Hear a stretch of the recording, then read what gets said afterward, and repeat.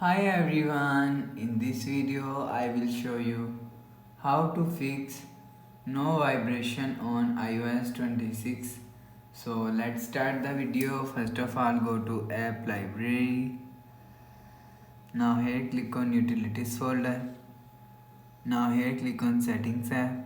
Now in setting, scroll down. You will see second option is accessibility. So click on accessibility. Now here scroll down, you will see first option is touch, so click on touch.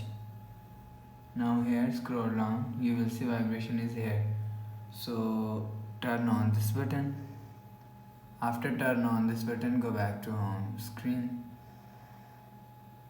refresh phone. So that's how you can fix no vibration on iOS 26. If you like the video, please subscribe. Thanks for watching.